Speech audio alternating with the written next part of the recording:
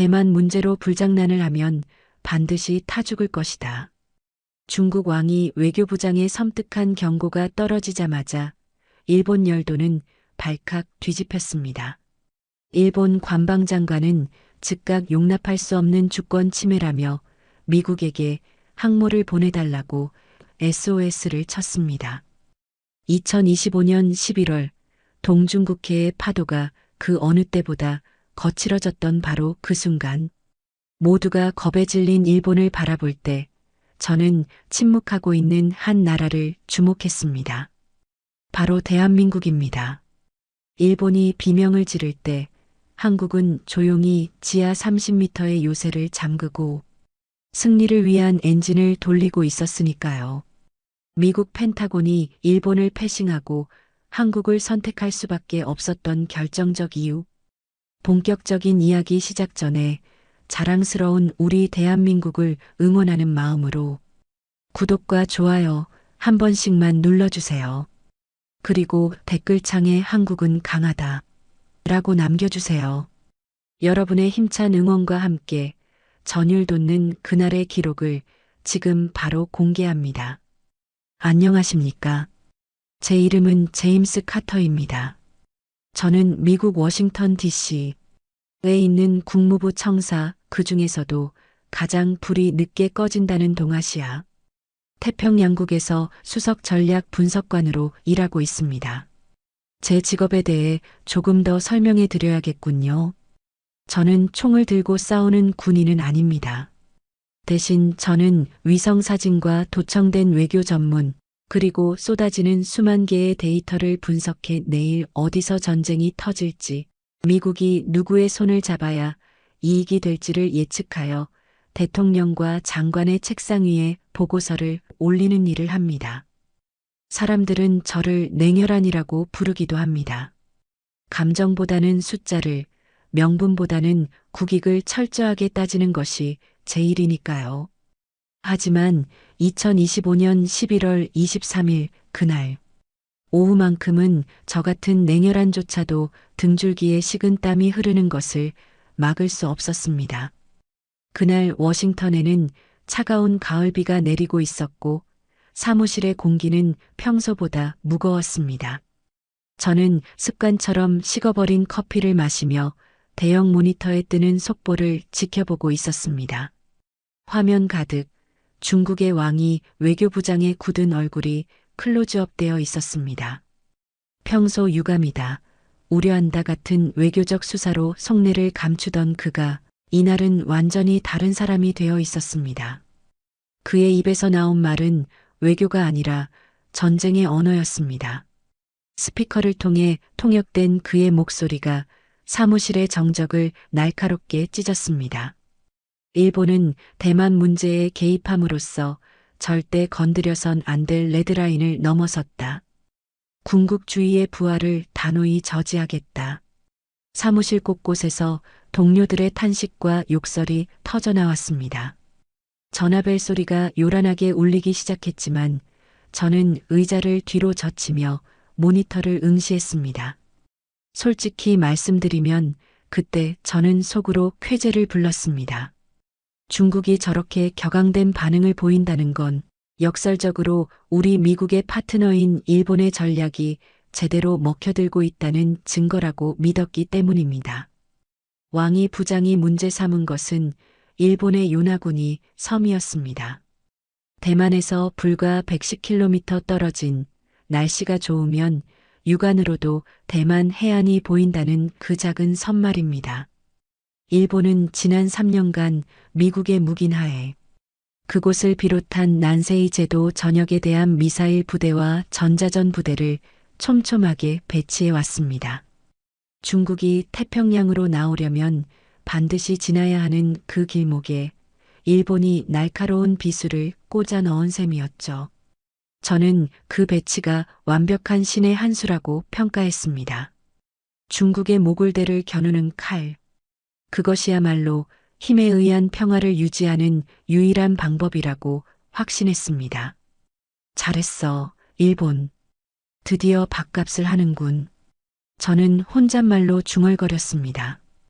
하지만 뉴스가 계속되면서 제 여유는 조금씩, 아니 급격하게 무너져 내리기 시작했습니다.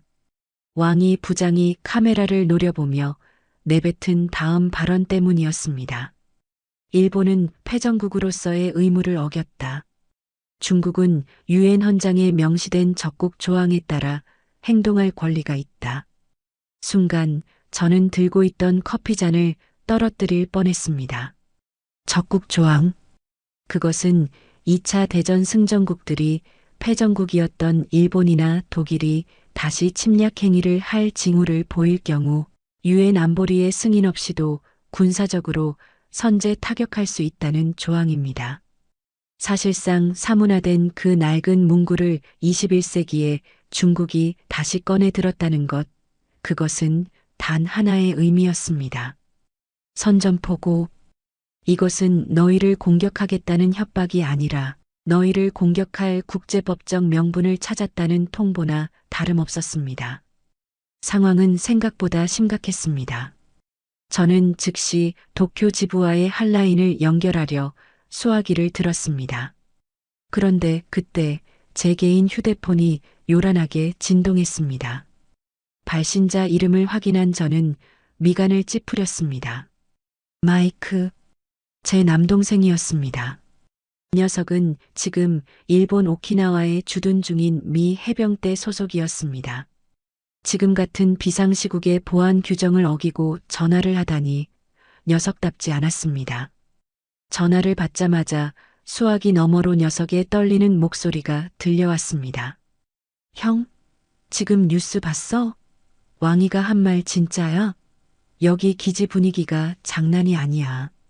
저는 한숨을 내쉬며 넥타이를 느슨하게 풀었습니다. 형으로서 그리고 전략가로서 동생을 안심시켜야 했습니다. 마이크, 진정해. 외교적 수사일 뿐이야. 놈들은 항상 짓기만 하고 물지는 못해. 겁먹지 마. 아니야, 형. 이번엔 달라. 지금 센카쿠 쪽 레이더가 먹통이 됐어. 중국 애들이 전자전을 걸고 있다고. 그리고 어제는 드론대가 머리 위를 날아갔어. 자위대 애들도 지금 패닉 상태야. 걔들 우왕좌왕하면서 우리한테만 어떻게 좀 해달라고 매달리고 있다고. 동생의 목소리에는 명백한 공포가 서려 있었습니다. 현장의 군인들이 느끼는 공포는 워싱턴의 책상물림들이 느끼는 것과는 질량이 다릅니다. 하지만 저는 확신에 차서 말했습니다. 아니, 제 스스로에게 최면을 걸 듯 말했습니다. 잘 들어, 마이크. 일본은 세계 3위의 경제대국이야. 그들의 자위대 매뉴얼은 우리보다 더 꼼꼼해. 요나구니에 미사일을 배치했다는 건 그만큼 방어 준비도 완벽하다는 뜻이야. 내가 있는 오키나와는 난공불락의 요새라고. 중국 드론 몇 대에 겁먹을 필요 없어. 우리가 그리고 일본이 널 지켜줄 거야. 마이크는 제 말에 조금은 안심한 듯 전화를 끊었지만 끊어진 전화기를 쥐고 있는 제 손은 미세하게 떨리고 있었습니다. 그때 제 파티션 너머에서 동료 분석관인 데이비드가 고개를 내밀었습니다. 그는 한반도 정세를 담당하는 친구였습니다. 걱정스러운 표정의 그가 제게 물었습니다. 제임스, 이번 사태가 확전되면 한국은 어떻게 될까? 중국 북부정구 병력이 움직인다는 첩보가 있어. 저는 코웃음을 쳤습니다. 솔직히 말해서 그 순간 저에게 한국은 안중에도 없었습니다. 데이비드, 지도를 봐. 한국은 고래 싸움에 낀 새우야. 위로는 북한과 중국, 아래로는 전쟁터가 될 일본. 그 좁은 땅덩어리에 갇혀서 옴짝달싹 못하는 신세지. 게다가 그 나라는 아직 휴전 중이잖아. 툭하면 안보 불안이다 뭐다 해서 주식시장이 출렁거리는 나라라고. 이번에 전쟁이 터지면 가장 먼저 지도에서 지워질 건 아마 서울일걸. 데이비드는 제 냉소적인 태도에 불쾌한 기색을 비쳤지만 저는 아랑곳하지 않았습니다. 제 머릿속에 있는 동북아 안보 지도의 중심은 오직 일본이었습니다. 일본이 무너지면 태평양 방어선이 무너진다. 한국은 유감스럽지만 그 방어선의 충격을 흡수하고 부서지는 범퍼 역할 정도면 충분하다고 생각했습니다. 그것이 워싱턴의 주류 시각이었고 저 또한 그 엘리트주의에 젖어 있었습니다. 그때 국무부 차관보 비서실에서 호출이 왔습니다. 급히 들어간 회의실에서 차관보는 저에게 서류 봉투 하나를 던지듯 건넸습니다. 카터 분석관 짐 싸게. 당장 도쿄로 가. 도쿄 말입니까? 하지만 지금 상황이. 그러니까 가는 거야. 일본 애들이 겁을 집어먹고 있어. 가서 그들의 방어 태세를 점검하고 우리가 확실히 지원할 테니 땀만 먹지 말고 대열을 유지하라고 전해. 특히 요나구니 기지, 그곳이 1차 타격 목표야. 가서 벙커 상황이랑 주민 대피 계획 꼼꼼히 체크해. 만약 일본이 뚫리면 자네 동생이 있는 오키나와도 끝장이야. 차관보의 말에 저는 가슴이 철렁했습니다. 역시 현장은 심각하게 돌아가고 있었습니다. 저는 굳은 표정으로 서류를 챙겨 일어서려 했습니다. 그런데 차관보가 한마디를 덧붙였습니다. 아, 그리고 돌아오는 길에 서울도 들러. 저는 순간 잘못 들은 줄 알고 되물었습니다. 서울이요? 한국 말씀이십니까? 그래. 한국도 이번 사태의 영향권이야. 그쪽 대피 인프라도 확인하고 보고서 올려. 한국에 벙커가 많다는 소문이 있던데 실제로 쓸만한지 확인해봐. 저는 저도 모르게 인상을 찌푸리며 불평을 쏟아냈습니다. 차관보님, 죄송하지만 지금은 선택과 집중이 필요한 시점입니다. 한국은 솔직히 말해 계륵입니다. 전쟁 나면 30분도 못 버틸 나라에 가서 뭘 확인하란 겁니까?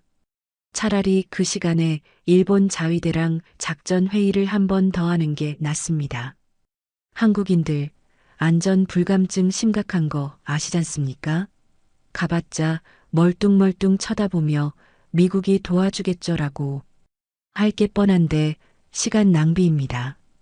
차관보는 안경 너머로 저를 빤히 쳐다보더니 짧게 대답했습니다.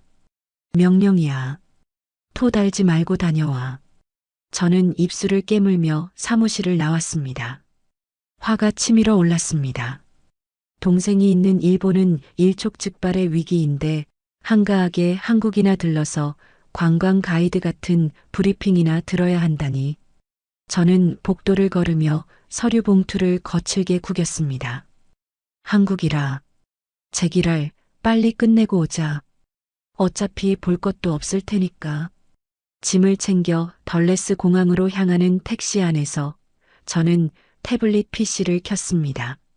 화면에는 요나군이 섬의 위성 사진이 떠 있었습니다.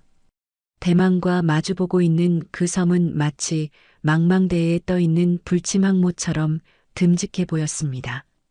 해안선을 따라 줄지어 배치된 최신형 미사일 발사대와 레이더 기지들은 미국의 힘 그리고 일본의 결연한 의지를 보여주는 것 같았습니다. 저는 그 사진을 보며 스스로를 위로했습니다. 그래, 일본은 준비되어 있어. 그들은 치밀하고 꼼꼼한 민족이야. 벙커도 주민 대피 계획도 매뉴얼대로 완벽할 거야. 중국이 감히 건드리지 못할 만큼. 하지만 제가 손가락으로 화면을 넘겨 한반도 지도를 띄웠을 때 제 눈에 들어온 것은 그저 위태로운 어둠뿐이었습니다. 북한의 수천 개 포문과 중국 북부 정구의 미사일 사정권 안에 완전히 포위된 좁은 땅. 그곳에서 반짝이는 서울의 불빛은 마치 거센 바람 앞에 촛불처럼 애처로워 보였습니다. 불쌍한 나라. 자신들이 얼마나 위험한 곳에 사는지도 모르고 있겠지. 이번 사태가 터지면 가장 먼저 휩쓸려 갈 텐데. 저는 한국에 대한 경멸 섞인 연민을 느끼며 태블릿을 덮었습니다. 화면이 꺼지자 검은 액정에 비친 제 얼굴에는 확신에 찬 미소가 걸려 있었습니다. 비행기가 활주로를 박차고 칠흑 같은 밤하늘로 날아올랐습니다. 창밖으로 멀어지는 워싱턴의 불빛들이 마치 흩뿌려진 보석처럼 작아졌습니다. 기체가 안정 궤도에 접어들자 기장의 안내 방송이 흘러나왔습니다. 승객 여러분, 현재 일본 인근 해상에 발달한 저기압으로 인해 도착 무렵 다소 강한 난기류가 예상됩니다. 좌석 벨트를 매주시기 바랍니다. 난기류라. 저는 피식 웃음을 흘렸습니다. 튼튼한 기체 안에 있으면 바깥의 바람 따위는 그저 지나가는 소음일 뿐입니다. 저는 의자를 뒤로 젖히며 오키나와에 있는 동생 마이크에게 짧은 문자를 보냈습니다. 형이 간다. 걱정 마. 일본은 안전해. 전송 완료. 화면에 뜬 그 단어를 확인하고 휴대폰을 껐습니다. 기내의 조명이 어두워지고 규칙적인 엔진 소리만이 진동처럼 몸을 감쌌습니다. 저는 창밖에를 내리며 눈을 감았습니다. 제 머릿속에는 이미 완벽하게 정렬된 일본 자위대의 사열 모습과 저를 반갑게 맞이할 도쿄의 아침 햇살만이 그려지고 있었습니다. 오키나와 카데나 공군기지에서 갈아탄 C-130 수송기의 굉음은 1시간 내내 제 고막을 괴롭혔습니다. 푹신한 여객기 좌석 대신 딱딱한 그물 의자에 앉아 흔들리는 기체를 견디며 저는 이곳이 더 이상 평화로운 휴양지가 아님을 실감했습니다. 수송기가 요나군이 공항 활주로에 거칠게 착륙하는 순간 기체가 강풍에 심하게 요동쳤습니다. 창밖으로 보이는 바다는 짙은 회색이었고 파도는 방파제를 집어삼킬 듯 으르렁거리고 있었습니다. 이곳은 일본 최서단 대만에서 불과 110km 떨어진 국경의 섬입니다.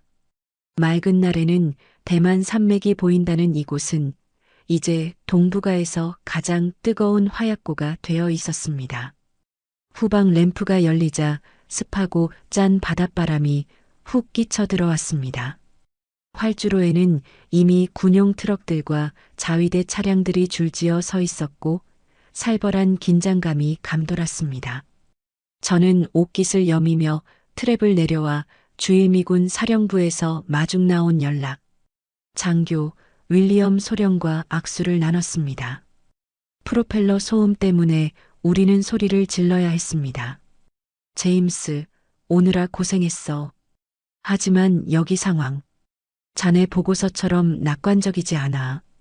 저는 윌리엄의 어깨를 툭 치며 웃었습니다.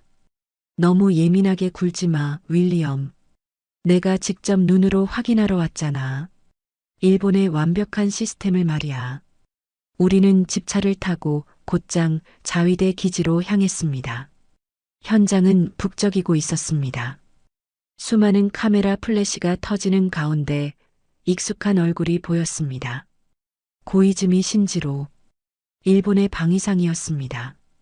젊고 잘생기고 대중적인 인기가 높은 그는 특유의 자신만만한 표정으로 연설을 하고 있었습니다. 난세이 제도의 방위 강화는 국가적 과제입니다. 이곳에 배치된 미사일 부대는 일본의 평화를 지키는 억지력이 될 것입니다. 그의 뒤로는 육중한 위용을 자랑하는 지대함 미사일 발사대와 최신형 전자전 장비들이 도열해 있었습니다. 저는 고개를 끄덕였습니다. 역시 일본이다. 그들은 지난 3년간 이곳을 중국의 해양 진출을 막을 거대한 미사일 요새로 탈바꿈시켜 놓았습니다. 중국 함대가 대만으로 가려면 반드시 이 앞바다를 지나야 하는데 일본이 그 목줄을 쥐고 있는 셈이었죠. 전략적으로 완벽해 보였습니다.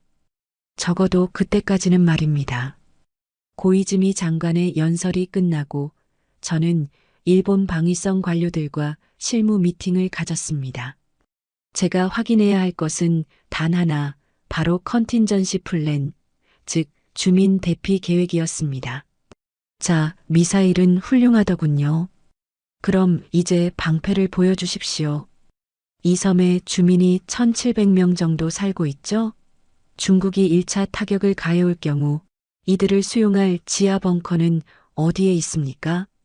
제 질문에 통역을 하던 일본 관료의 얼굴에 당혹감이 스쳤습니다. 그는 잠시 머뭇거리더니 두꺼운 매뉴얼 한 권을 제게 내밀었습니다. 아, 대피 계획 말씀이십니까? 여기 있습니다. 저희는 유사시 민간 항공기를 동원해 주민들을 규슈나 본토의 안전한 지역으로 신속하게 이송할 계획입니다. 저는 제 귀를 의심했습니다. 뭐라고요? 민간 항공기요? 저는 매뉴얼을 낚아채듯 받아들고 페이지를 넘겼습니다. 거기에는 정말로 그렇게 적혀 있었습니다. 공격 징후 포착 시 주민을 공항으로 집결시켜 민항기로 이송한다. 저는 어이가 없어서 헛웃음을 터뜨렸습니다. 이봐요, 지금 장난합니까? 중국이 공격을 시작하면 가장 먼저 타격할 곳이 어디입니까? 바로 저 활주로와 관제탑입니다. 미사일이 비 오듯 쏟아지고 중국 전투기가 제공권을 장악한 상황에서 민간 여객기를 띄우겠다고요? 그건 대피 계획이 아니라 공중에서 표적 연습을 시키겠다는 소리 아닙니까? 제 고함 소리에 회의실이 얼어붙었습니다. 일본 관료는 땀을 뻘뻘 흘리며 변명했습니다. 그게 예산 문제도 있고 부지 선정에 난항이 있어서 지하 벙커 건설은 아직 계획 단계입니다. 2024년부터 추진은 하고 있습니다만 진전이 더딥니다. 계획 단계. 중국은 내일 당장이라도 쏠 기세인데 당신들은 아직도 땅 팔 곳을 찾고 있다는 겁니까? 그럼 지금 벙커 수용률이 얼마나 됩니까? 옆에 있던 윌리엄 소령이 침통한 표정으로 태블릿 PC를 내밀었습니다. 화면에 뜬 숫자는 충격적이었습니다. 일본 전국 지하 대피 시설 수용률 5% 미만. 5%. 그 숫자가 제 망막에 박히는 순간 머릿속에서 경고음이 울리기 시작했습니다. 이건 단순한 무능이 아니었습니다. 일본은 세계 3위의 경제 대국입니다. 돈이 없어서, 기술이 없어서 벙커를 못 지었을 리가 없습니다. 그렇다면 남은 결론은 하나뿐입니다. 안 지은 것입니다.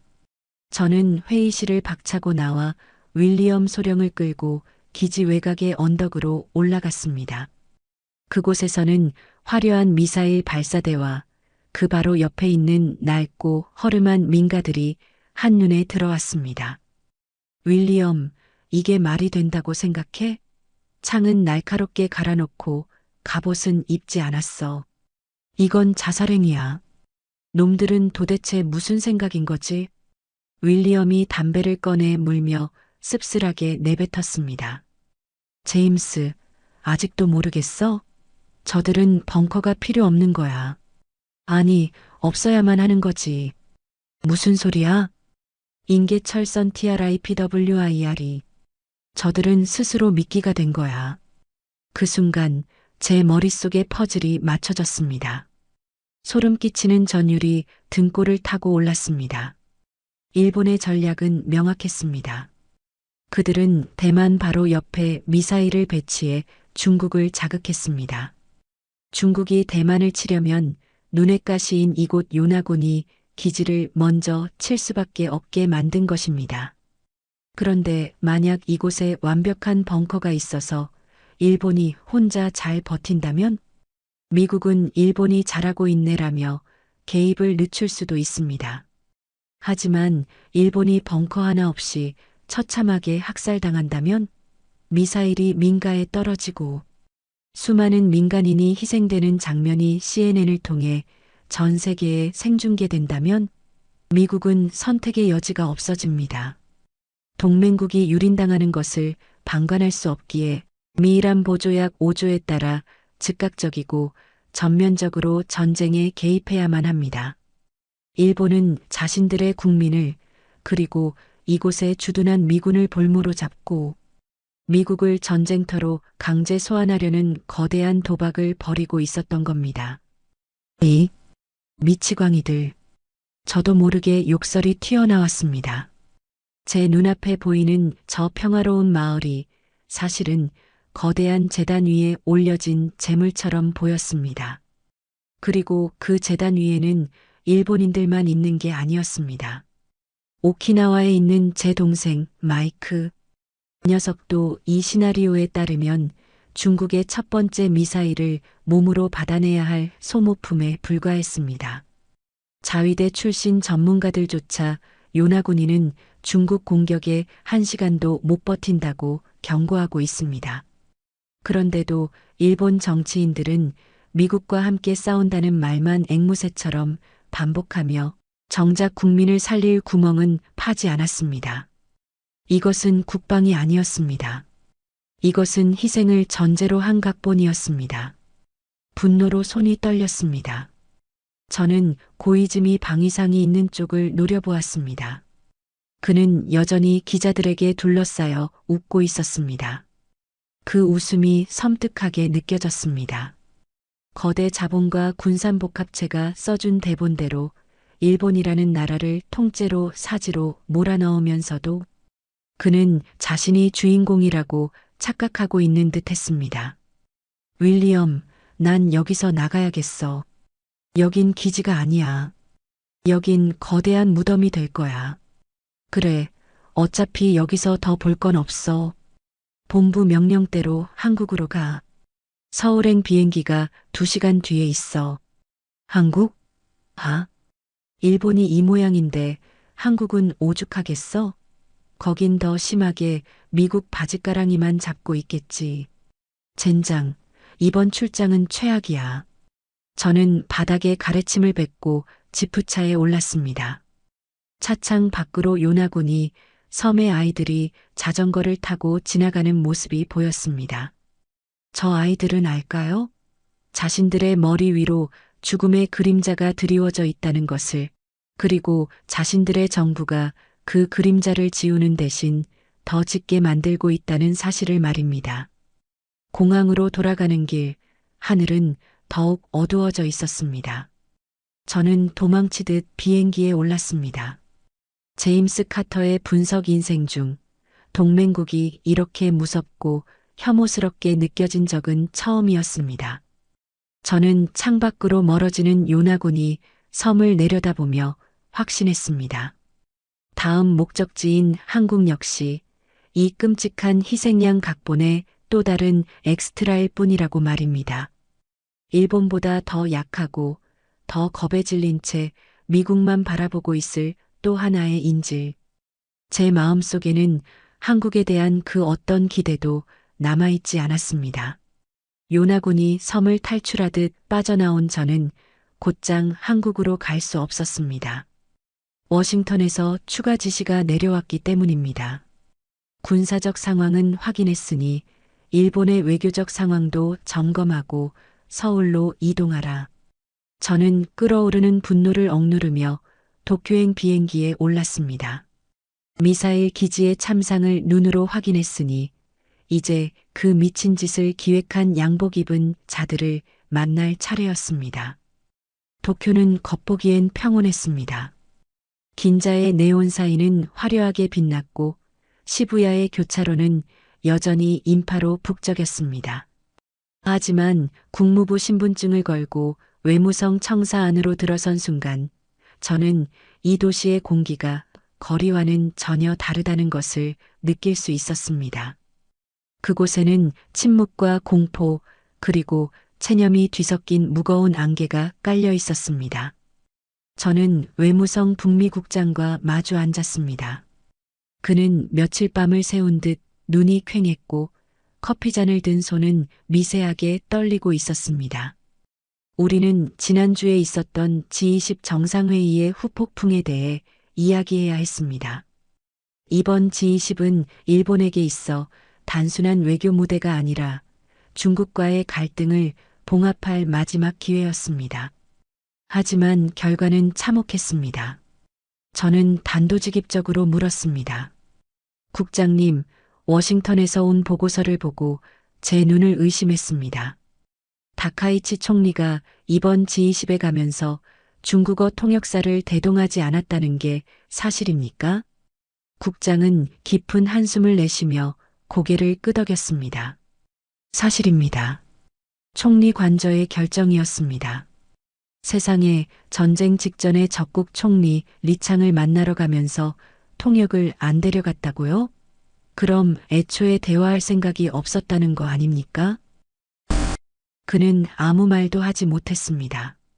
하지만 진짜 문제는 그 다음이었습니다. 다카이치 총리는 회담장 밖에서 자신의 SNS에 기이한 글을 올렸습니다. 그녀는 자신의 옷차림에 대해 설명하며 상대보다 우위를 점하기 위해 마운트를 취할 수 있는 옷을 골랐다고 적었습니다. 마운트, 격투기에서 상대방 위에 올라타 짓누르는 자세를 뜻하는 단어입니다. 일본에서는 대화 중 상대보다 우위를 과시한다는 부정적인 뉘앙스로 쓰이죠. 일국의 총리가 그것도 가장 예민한 외교 무대에서 상대를 깔아뭉개겠다는 의도를 옷차림으로 표현하고 그걸 자랑스레 떠벌린 것입니다. 저는 기가 차서 물었습니다. 국장님, 이게 외교입니까? 이건 조롱입니다. 중국이 이걸 보고 뭐라고 했는지 아십니까? 위선적이다. 대화할 가치가 없다고 길길이 날뛰고 있습니다.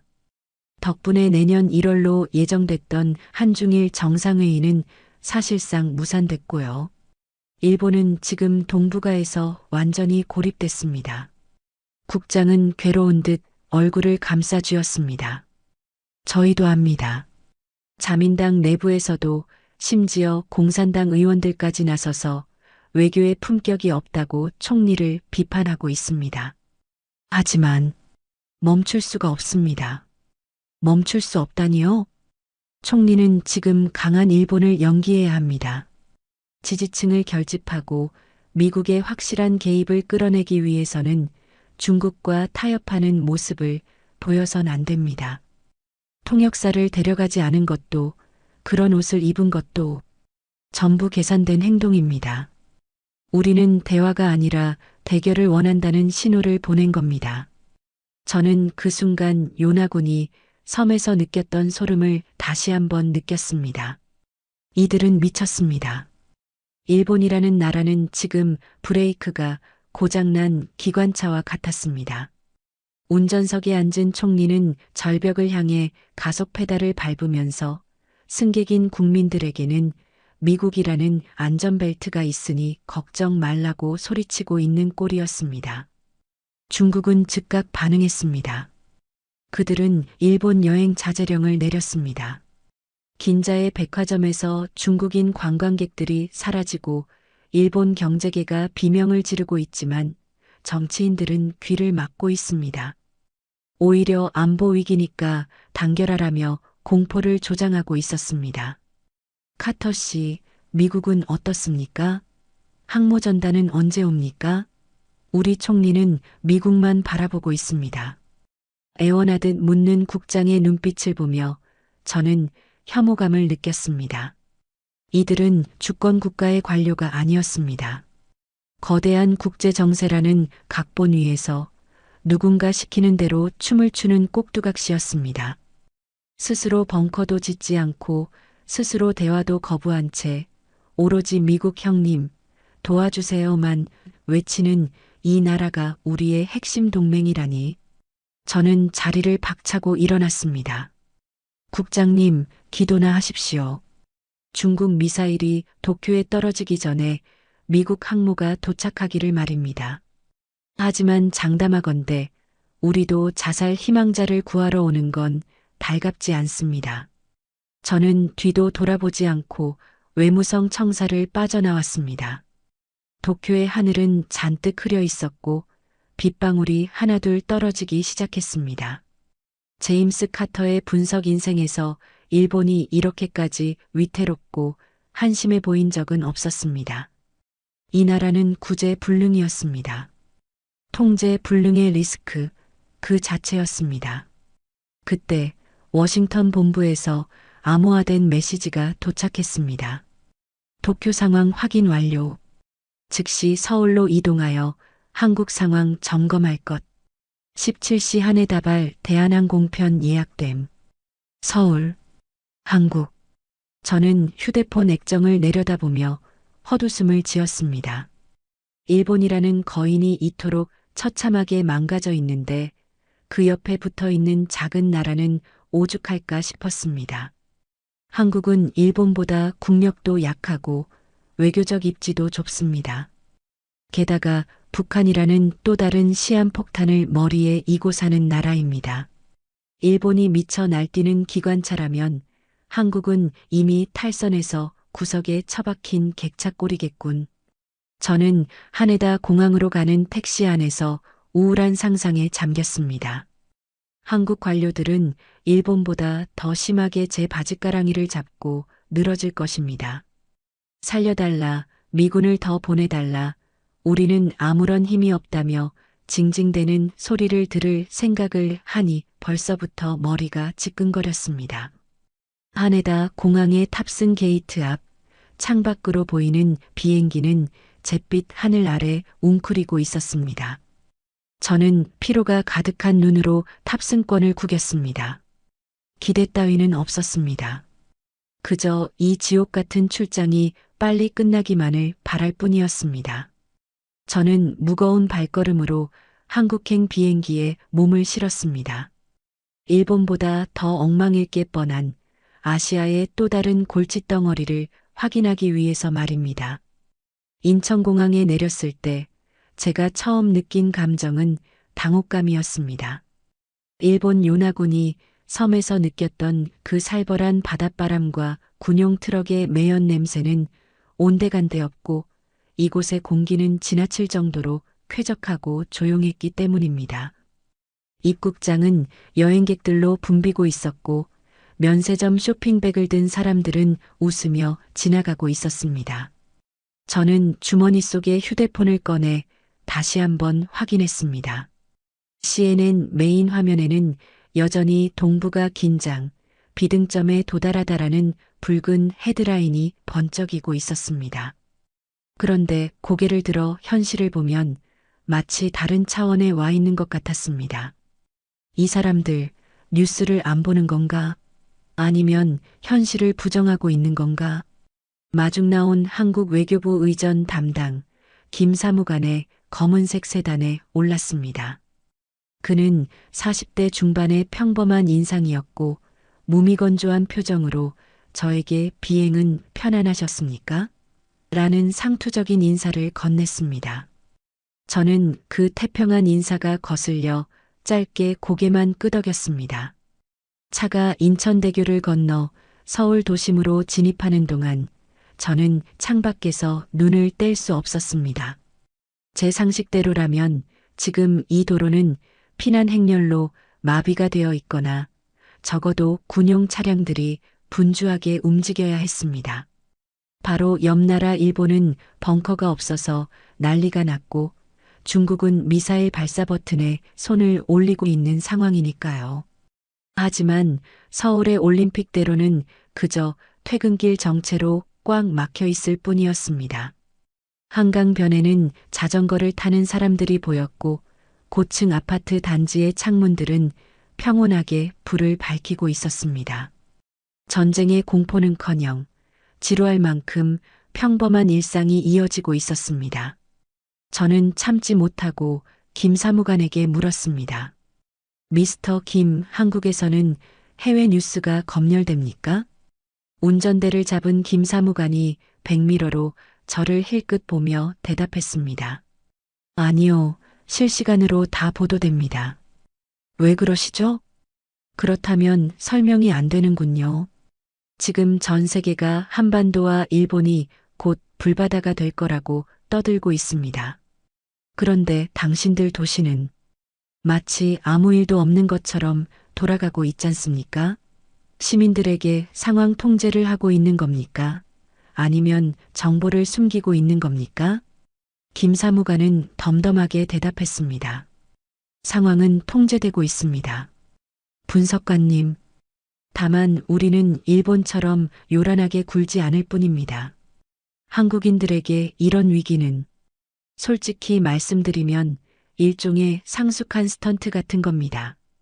계절이 바뀌듯 늘 있는 일이죠. 상수라고? 저는 그 말에 말문이 막혔습니다. 기가 찼습니다. 이것이 말로만 듣던 한국의 안전 불감증이구나 싶었습니다. 북한의 포문이 코앞에 있고 중국이 칼을 갈고 있는데 그걸 계절의 변화 정도로 취급하다니 이건 담대한 게 아니라 무지한 것이었습니다. 아니면 미국이 어떻게든 지켜줄 거라는 맹목적인 믿음이 낳은 도덕적 해이일지도 모릅니다. 저는 태블릿을 꺼내보고서 초안을 작성하기 시작했습니다. 타자를 치는 제 손가락에 힘이 들어갔습니다. 한국 상황 보고 위기 인식 부재. 일본보다 상황이 심각함. 정부와 국민 모두 현실을 파악하지 못한 채 일상을 지속 중. 개전 시 대규모 공황과 민간인 피해가 예상됨. 즉각적인 미군 증파와 통제권 강화가 필요함. 그때였습니다. 차가 서울의 번화가인 광화문 사거리에 멈춰 섰습니다. 창밖으로 거대한 전광판이 보였습니다. 저는 당연히 그곳에 민방위 경보나 긴급 뉴스가 나오고 있을 거라 예상했습니다. 하지만 화면을 채우고 있는 건 환하게 웃고 있는 K-POP 아이돌의 신곡 홍보 영상이었습니다. I love you baby. 경쾌한 음악 소리가 차 안으로 희미하게 들어왔습니다. 순간 제 안에서 무언가가 툭 하고 끊어졌습니다. 일본 요나군이 섬에서 공포에 질려있던 주민들의 얼굴과 오키나와에서 떨고 있을 제 동생 마이크의 얼굴이 저 춤추는 아이돌의 미소와 겹쳐졌습니다. 저는 저도 모르게 소리를 질렀습니다. 이봐요. 차 세워요. 김 사무관이 놀라 갓길에 차를 댔습니다. 저는 그를 향해 삿대질을 하며 폭발했습니다. 당신들 제정신입니까? 바로 옆 나라 일본은 중내 산해하고 있어요. 내 동생은 지금 오키나와 참호 속에 처박혀서 밤잠도 못 자고 있다고요. 그런데 여기선 아이돌 춤이나 보고 있어요? 우리가 피 흘려 지켜준다는 보장이 있으니까 당신들은 전쟁놀이가 장난처럼 보입니까? 제 고함 소리가 차 안을 울렸습니다. 얼굴이 화끈거릴 정도로 화가 났습니다. 이건 기만을 넘어선 직무유기였습니다. 동맹국 국민들이 이렇게 나태하게 굴고 있다는 사실을 알면 워싱턴의 납세자들은 당장 주한미군을 철수하라고 시위라도 할 겁니다. 우리가 당신들 지키려고 매년 수조 원을 씁니다. 그런데 돌아오는 게 고작 이런 무관심입니까? 전쟁 나면 어쩔 겁니까? 일본처럼 비행기 타고 도망이라도 갈 겁니까? 저는 일본에서 느꼈던 무력감과 공포를 죄 없는 김 사무관에게 화풀이하듯 쏟아냈습니다. 숨을 헐떡이는 저를 보며 김 사무관은 잠시 침묵했습니다. 그의 표정은 여전히 변화가 없었습니다. 화를 내지도 당황하지도 않은 그 차분함이 저를 더 비참하게 만들었습니다. 그는 조용히 내비게이션의 목적지를 변경했습니다. 호텔로 가기 전에 잠시 들를 곳이 있습니다. 지금 관광 가이드라도 하겠다는 겁니까? 난 그럴 기분 아니. 분석관님이 말씀하신 그 믿는 구석이 뭔지 직접 보여드리겠습니다. 말이 통하지 않으시니 눈으로 확인하시는 게 빠르겠군요. 그의 목소리는 낮지만 단호했습니다. 저는 기가 차서 헛웃음을 흘렸지만 일단 그의 뜻대로 하기로 했습니다. 얼마나 대단한 걸 보여주려고 저러나 싶었습니다. 기껏해야 미군 기지나 보여주며 우린 미군을 믿는다고 하겠죠. 차가 방향을 틀어 여의도 증권가 쪽으로 향했습니다. 고층 빌딩 숲을 지나 차가 멈춘 곳은 뜬금없게도 평범한 지하철역 입구였습니다. 퇴근하는 직장인들이 쏟아져 나오는 서울 어디서나 볼 수 있는 흔한 역이었습니다. 여기입니까? 네, 내리시죠. 저는 차에서 내려 지하철역 입구를 바라보았습니다. 미스터 김, 지금 나랑 장난합니까? 지하철이나 타자고 여기까지 온 겁니까? 따라오시죠. 김 사무관은 제 불평을 무시하고 앞장서서 계단을 내려갔습니다. 저는 머리를 감싸 쥐며 그를 뒤따랐습니다. 일본은 미사일을 보여줬는데 한국은 지하철을 보여주다니. 이 나라는 정말 구제불능이구나. 저는 속으로 비아냥거렸습니다. 지하철역의 깊고 어두운 입구가 마치 거대한 짐승의 입처럼 입을 벌리고 있었습니다. 에스컬레이터를 타고 내려가는 동안 저는 주위를 둘러보았습니다.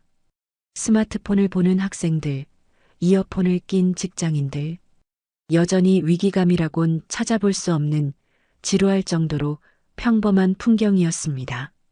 그래, 보여줄 테면 보여줘봐라. 기껏해야 깨끗한 승강장이나 자랑하겠지. 시간이 아깝군. 저는 팔짱을 끼고 입가에 조소를 머금은 채 승강장으로 향하는 긴 통로를 걸어갔습니다. 또각, 또각. 제 구두 발소리가 유난히 크게 울렸습니다. 저는 시계를 쳐다보며 생각했습니다. 대충 보고서에 시설 양호함이라고 한 줄 써주고 빨리 호텔로 가서 쉬어야겠다고 말입니다. 제 눈앞에는 여전히 아무런 특별할 것 없는 낡은 개찰구만이 보일 뿐이었습니다. 지하철역의 공기는 지상보다 서늘하고 무거웠습니다. 퇴근길 인파가 빠져나간 승강장은 고요했지만 김 사무관님의 발걸음은 거침이 없었습니다. 그는 승강장 구석, 평소라면 광고판이나 청소도구함이 있었을 법한 평범한 벽 앞에 멈춰 섰습니다. 제임스, 이걸 한번 보시죠. 그가 벽면의 패널을 조작하자 묵직한 기계음과 함께 벽이 갈라지며 그 뒤에 숨겨져 있던 두꺼운 강철무늬 모습을 드러냈습니다. 단순한 철문이 아니었습니다. 가스, 방사능, 그리고 폭발의 충격파까지 막아내는 거대한 방폭문이었습니다. 도쿄의 지하철도 깊기로 유명하죠. 하지만 거긴 그냥 구멍홀일 뿐입니다. 뚫려 있으니까요. 김 사무관님은 차가운 강철문을 손으로 쓸어내리며 단호하게 말했습니다. 하지만 서울은 다릅니다. 우리는 막을 수 있거든요. 이건 방패실드입니다. 저는 그 말에 말문이 막혔습니다. 도쿄와 서울 두 도시 모두 지하철이 발달해 있지만 그 본질이 다르다는 것을 저는 미처 생각하지 못했으니까요. 김 사무관님은 휴대용 단말기를 꺼내 제게 데이터를 보여주었습니다. 화면에 뜬 숫자는 제 눈을 의심하게 만들었습니다. 서울 시내에만 3,000여 개, 전국적으로는 1만 7천 개가 넘는 대피소가 있습니다. 수용률은 무려 300%에 달합니다. 전 국민이 들어가고도 남는 공간이 땅 밑에 준비되어 있다는 뜻입니다. 그는 이어서 캐비닛을 열어보였습니다. 그 안에는 먼지 하나 없이 관리된 방독면과 비상물자들이 오와 열을 맞춰 빽빽하게 채워져 있었습니다. 저는 그 순간 등골을 타고 오르는 전율을 느꼈습니다. 수치심과 경외감이 동시에 밀려왔거든요. 저는 여태껏 한국인들을 지정학적 리스크 속에 갇힌 불쌍한 엑스트라 정도로만 생각했습니다. 전쟁이 나면 허둥지둥 도망치다 희생될 조연들이라고요. 하지만 제가 틀렸습니다. 이 사람들은 엑스트라가 아니야. 그들은 거대한 재난이라는 각본을 거부하고 스스로 생존하기 위해 콘크리트로 된 노아의 방주를 만들어둔 주연들이었습니다. 이 깊고 거대한 지하 도시는 단순한 피난처가 아니라 생존을 위한 처절하고도 완벽한 요새였던 겁니다. 그때였습니다. 제 주머니 속 위성 전화가 불길하게 진동하기 시작했습니다. 발신자는 펜타곤의 윌리엄 소령이었습니다. 평소라면 절대 이 시간에 연락할 사람이 아니었기에 저는 급하게 통화 버튼을 눌렀습니다. 제임스, 지금 어디야? 보안 라인 맞아? 수화기 너머 윌리엄 소령의 목소리는 다급하게 떨리고 있었습니다. 네, 김 사무관과 함께 있습니다. 무슨 일입니까? 지금 당장 복귀 준비해. 군사 쪽이 문제가 아니야. 외교 쪽에서 도저히 믿을 수 없는 일이 벌어졌어. 믿을 수 없는 일이라니요? 윌리엄 소령의 다음 말을 기다리는 짧은 침묵 속에서 저는 다시금 지하철역을 둘러보았습니다. 조금 전까지 차갑게만 느껴지던 지하의 묵직한 공기가 이제는 우리를 감싸주는 든든한 보호막처럼 느껴지더군요. 하지만 수화기 너머의 상황은 이 방패조차 뚫고 들어올 만큼 긴박하게 돌아가고 있었습니다. 윌리엄 소령의 긴박한 전화를 뒤로하고 저는 호텔 비즈니스 라운지로 자리를 옮겼습니다.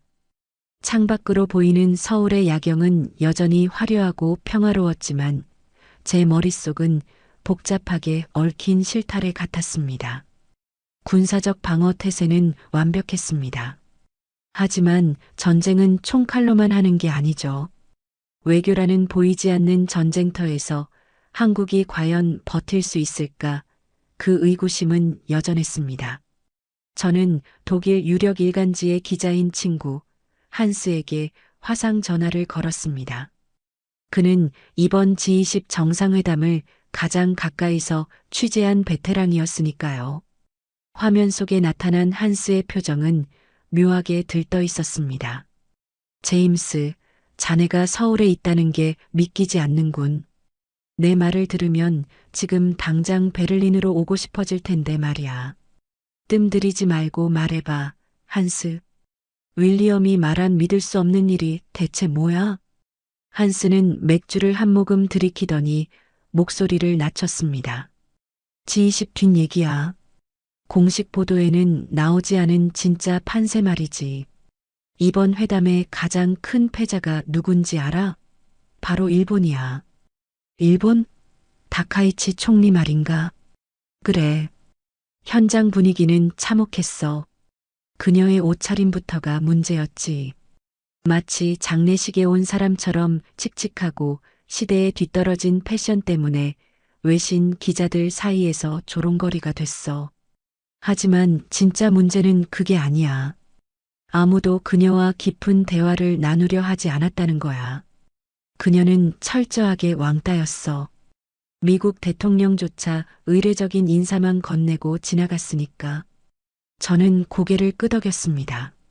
일본의 외교적 고립은 어느 정도 예상된 일이었지만 현장의 공기는 훨씬 더 냉혹했던 모양입니다. 하지만 그게 한국과 무슨 상관이란 말입니까? 반면에 제임스, 한국 대통령은 달랐어. 그는 회담장 내내 가장 바쁜 사람이었지. 중국 시진핑 주석과 웃으며 악수했고 일본 총리가 소외된 자리에서도 일본 측 실무자들과 대화를 나눴어. 하지만 진짜 하이라이트는 그게 아니야. 한스는 잠시 말을 멈추고는 마치 특종을 터뜨리는 기자처럼 눈을 반짝였습니다. 우리 독일의 메르츠 총리가 일본을 완전히 패싱하고 한국 대통령을 찾아가서 은밀한 자문을 구했어. 자문? 독일 총리가 한국 대통령에게? 그래. 주제는 바로 디리스킹 DERISKING, 즉 중국을 어떻게 다룰 것인가에 대한 문제였지. 메르츠 총리는 진지하게 물었어. 우리가 중국과의 경제적 의존도를 줄이면서도 충돌하지 않으려면 어떻게 해야 합니까? 당신들이 가장 잘 알고 있지 않습니까? 라고 말이야. 순간 저는 머리를 한 대 얻어맞은 듯한 충격을 받았습니다. 유럽의 리더인 독일이 아시아의 맹주를 자처하는 일본이 아니라 한국에게 길을 물었다는 사실. 이것은 단순한 에피소드가 아니었습니다. 제임스, 이게 무슨 뜻인지 알겠어? 서방 세계는 이제 일본을 방패로만 생각하고 있어. 그저 최전선에서 몸으로 때우는 역할이지. 하지만 한국은 달라. 그들은 한국을 전략적 두뇌로 보고 있는 거야. 미, 중, 일 사이에서 줄타기하며 생존해온 한국의 외교적 감각을 배우고 싶어 하는 거지. 한스와의 통화를 끝낸 후 저는 멍하니 노트북 화면을 바라보았습니다. 제가 작성하던 보고서의 결론 부분, 한국은 미중 충돌의 종속 변수라고 적혀 있던 문장이 눈에 들어왔습니다. 저는 백스페이스 키를 눌러 그 문장을 지워버렸습니다. 나는 틀렸다. 완전히 틀렸다.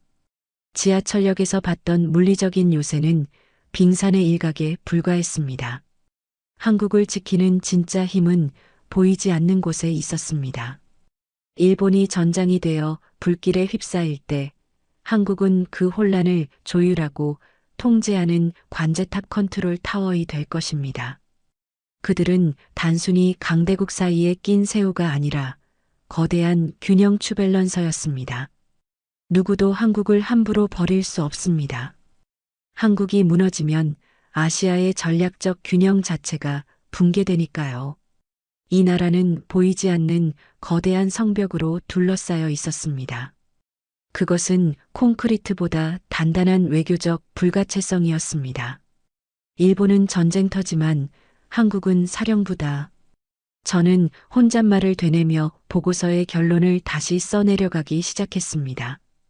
보고서 수정한 워싱턴은 한국을 단순한 동맹국이 아닌 대중국 전략의 핵심 파트너이자 브레인으로 격상해야 한다. 그들은 이미 준비되어 있다. 타자기를 두드리는 제 손가락에 속도가 붙기 시작했습니다. 이 보고서가 펜타곤에 들어가면 미국의 아시아 전략 수정은 불가피할 것입니다. 희열과 전율이 동시에 느껴졌습니다. 저는 보고서 전송 버튼을 누른 뒤 다시 창밖을 내다보았습니다. 서울의 밤거리를 수놓은 수많은 불빛들. 저 평온한 일상은 거저 주어진 것이 아니었습니다. 땅 밑의 요새와 땅 위의 치열한 외교가 만들어낸 아주 단단하고 견고한 평화였습니다.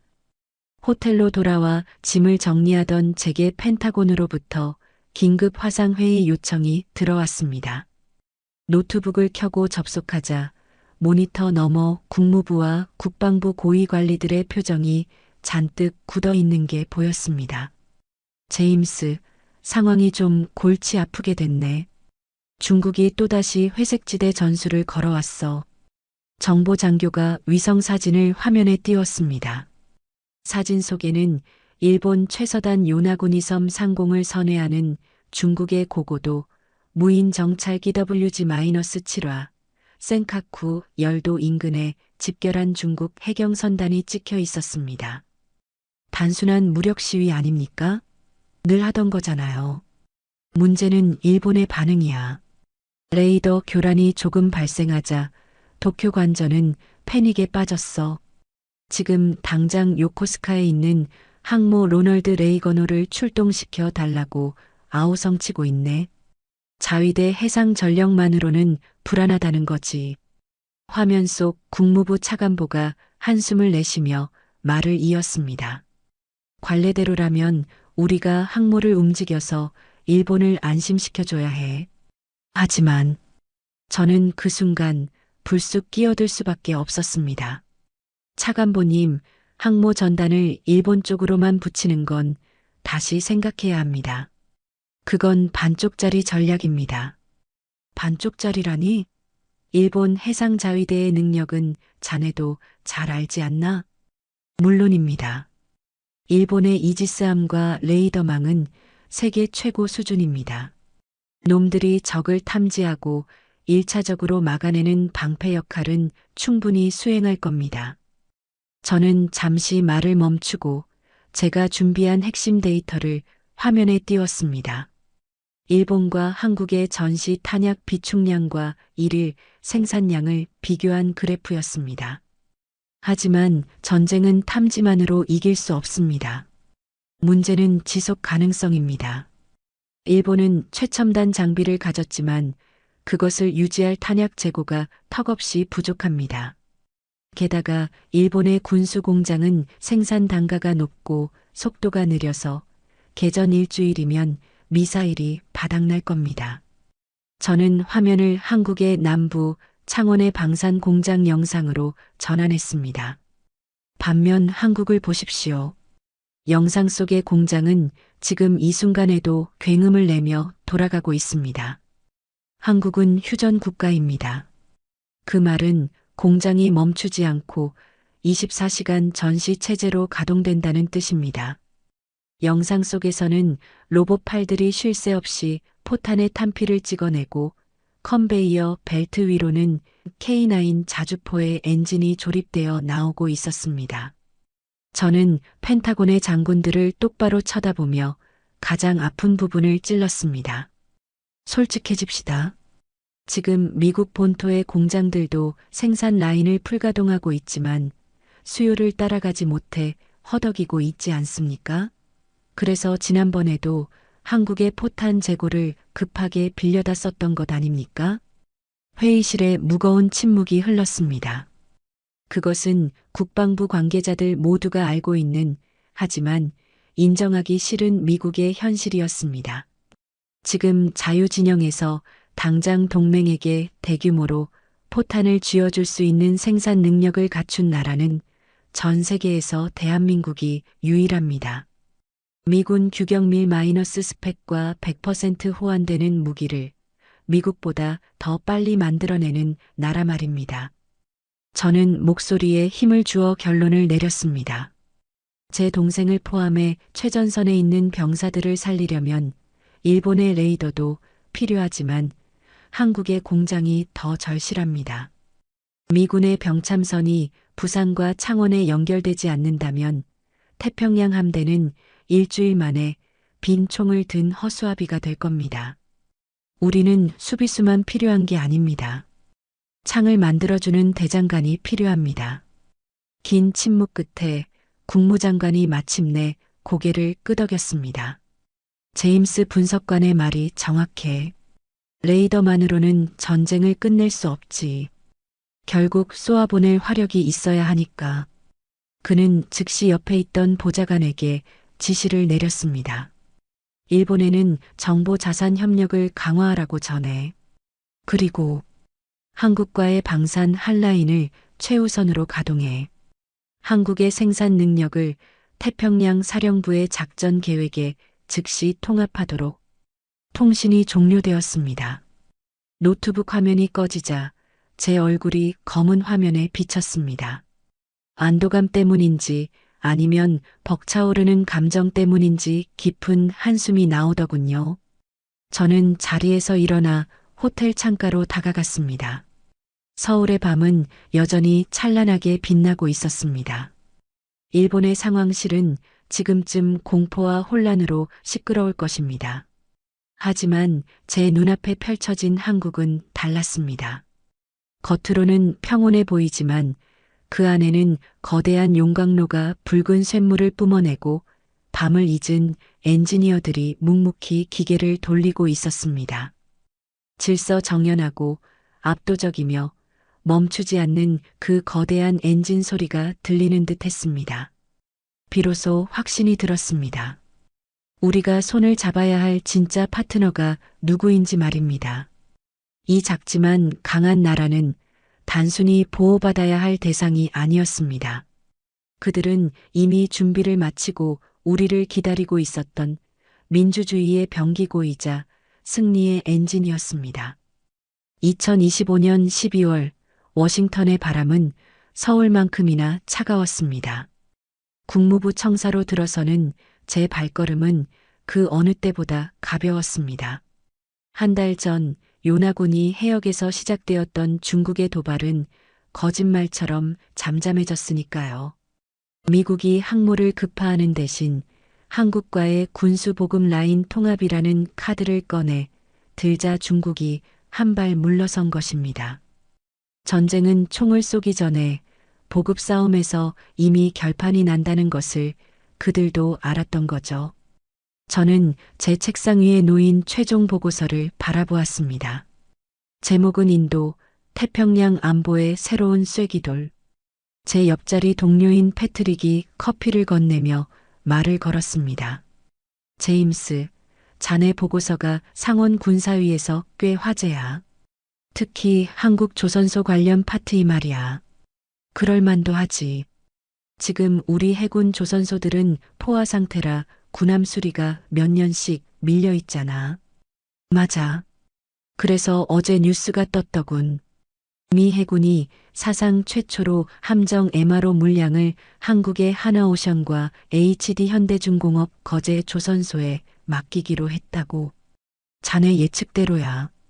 한국 없이는 우리 함대도 못 움직이는 세상이 온 거지. 저는 고개를 끄덕였습니다. 이것은 소설이 아니라 현실이었습니다. 실제로 미국은 지금 제조업의 붕괴로 인해 군함을 고칠 도크다크조차 부족한 실정입니다. 그 공백을 메워줄 수 있는 유일한 대안이 바로 한국의 압도적인 조선업과 방산 능력이었던 겁니다. 일본은 좀 어때?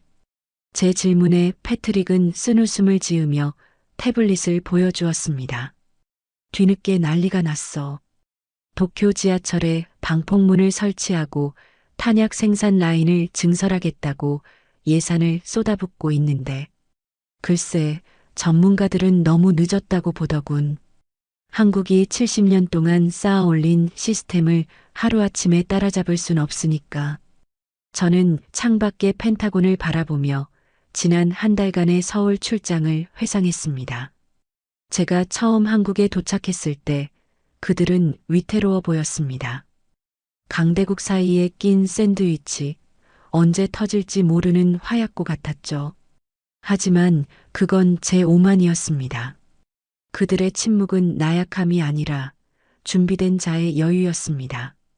땅 밑에는 전 국민을 살릴 방주가, 땅 위에는 24시간 멈추지 않는 승리의 엔진이 돌아가고 있었습니다. 그리고 외교 무대에서는 미중일의 이해관계를 조율하는 정교한 관제탑 역할까지 해내고 있었죠. 띠링 마이너스. 그때 제 스마트폰이 울렸습니다. 오키나와 해병 기지에 있는 동생 마이크였습니다. 형, 소식 들었어? 우리 부대 탄약고 채울 보급품이 한국 부산항에서 오고 있대. 이제야 좀 발 뻗고 자겠네. 한국군이랑 훈련할 때마다 느끼지만 이 친구들 진짜 든든해. 동생의 짧은 메시지를 보는 순간 입가에 미소가 번졌습니다.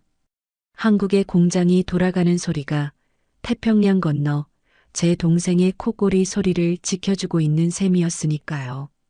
저는 보고서의 마지막 장 결론 부분에 적어둔 문장을 다시 한번 소리내어 읽어보았습니다. 한국은 파도를 견디는 바위다. 이 단단한 쐐기돌이 버티고 있는 한 아시아의 안보 지형은 무너지지 않는다. 보고서를 봉투에 넣고 자리에서 일어났습니다. 패트릭이 퇴근하는 제게 농담처럼 물었습니다. 제임스, 만약 진짜로 3차 대전이 터지면 어디로 도망갈 거야? 스위스? 아니면 뉴질랜드? 저는 주저없이 코트를 걸치며 대답했습니다. 글쎄, 가장 안전한 곳으로 가야겠지. 그게 어딘데? 서울. 뭐, 거긴 세계에서 가장 위험한 곳이라며? 저는 문을 열고 나가며 뒤를 돌아보고 씩 웃었습니다. 아니, 가보니까 알겠더군. 가장 철저하게 준비된 곳이 사실은 가장 안전한 곳이야. 나는 주저없이 한국행 티켓을 끊을 거야. 워싱턴의 밤하늘 위로 비행기 한 대가 날아가고 있었습니다. 저 비행기도 아마 인천으로 향하고 있겠죠. 그곳에는 여전히 꺼지지 않는 불빛들이 이 세계의 평화를 가장 치열하게 지키고 있을 테니까요. 경찰이다. 손들어. 총성이 울렸습니다. 스웨덴 예테보리 항만에서 벌어진 마약 밀수업자들과의 총격전이었어요. 하지만 범인들은 컨테이너 미로 속으로 사라져버렸습니다. 그로부터 일주일 후 눈발이 흩날리던 올해 1월의 어느 오후 이 항만에 특별한 화물이 도착했습니다. 화물이라고 하기엔 좀 이상하죠. 바로 살아있는 개 한 마리였거든요. 안나, 내가 맡을 새 파트너야. 이번엔 진짜 특별한 놈이라고 한국에서 그러더라. 항만 보안팀장이 건네준 서류에는 이렇게 적혀 있었습니다. 견종 진돗개, 이름 바다, 출신 대한민국 해양경찰청 특수작전팀.